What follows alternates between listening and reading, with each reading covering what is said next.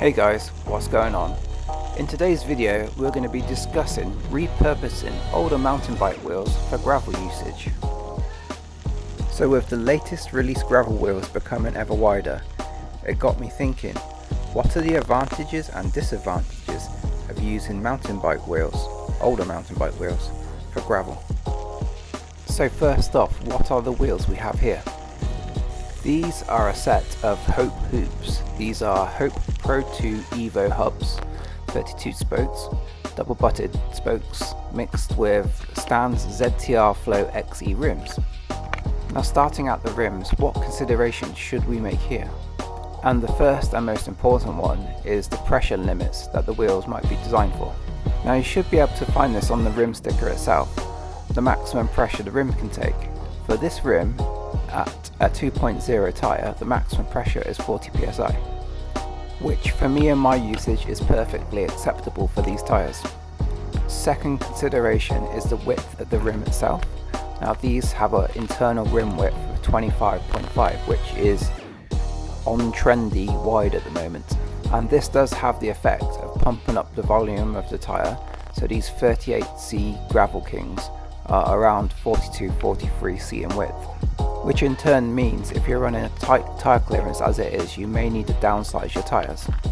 Now moving on to the hubs, and this is where things can get a little tricky. There are three things to look out for. The first one of these are axle standards. Road bikes, especially with discs, have now settled on the old mountain bike standard of 142x12 at the rear, but on the front they use a 12x100mm axle, whereas the old mountain bikes, non-boost, use a 100x15mm axle. So one of the things you're going to have to research and find out for your particular hubs is if you can adapt the 15mm axle to a 12mm axle at the front. Hope Technology are really good for this and sell adapters. The final thing on the hubs to keep an eye out for is the Freehub size. Mountain bikes tend to use a narrower Freehub, same as the old 10-speed size, that's 1.8mm narrower than the road version. If you run a 2x11 system, this may prevent you using mountain bike wheels, but if you're running a wide range cassette, it's likely you're using a spacer anyway, so you can get away using a 10-speed hub.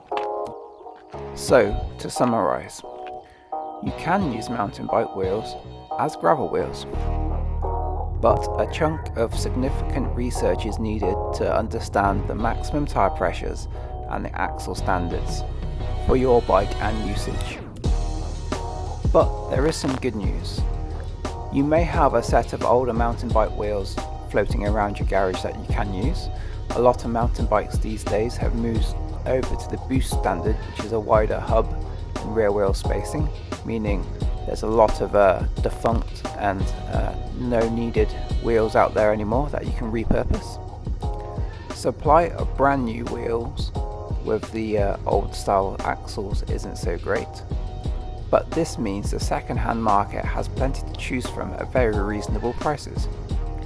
The final thing to bear in mind is the weight of the wheels. Mountain bike wheels vary massively in weight. These wheels I'm running are on the low side of 1700 grams, which is reasonable I think, not too light, not too heavy, it's middle of the ballpark, especially for sturdy aluminium rims. But you can find mountain bike wheel sets that are well over 2 kilos, which will make your ride feel dull and boring and not interesting at all. You can also find some extremely light cross-country wheel sets under 1200 grams, which is pretty insane I think, but again, you really need to be careful on your tyre pressures you're selecting for this sort of rim. Another thing to bear in mind with mountain bike wheels is they've moved to very wide rim widths lately, so a 25 nowadays isn't particularly wide for a mountain bike, but personally I don't think I would want to go any wider than 25-26mm, as it will change the shape of the tyre profile quite significantly, especially if you're under 35 in tyre volume. My final thought is aerodynamics. Most mountain bike rims do not care for aerodynamics at all. I'm not sure personally if aerodynamics with a larger gravel tyre is something to be concerned about. It's so big and bluff, I doubt there's many gains to be had from taking an aero profile rim. But if you're riding dirty Kansas or anything like that, where the ride is significantly long, all these minor gains in aerodynamics do add up, so it may be worth considering depending on what you're riding. So that's it for this one, guys. Thanks for watching. Hopefully I've been of some use. It's going to be an interesting technical point to discuss. I'm going to leave you with some B-roll footage of one of my favourite local gravel lanes, which is from Ducklington to Brighthampton. If you want to ride it, it is in West Oxfordshire, and it is, if you look on Google Maps, it's a lane called Calais Lane. It's better to head from Whitney to Brighthampton. It rolls downhill gently that way, so it's quite good fun. Yeah, so I'm just going to leave that and playing with some music, and hope to see you in the next video. Thanks for watching. Cheers. Bye now.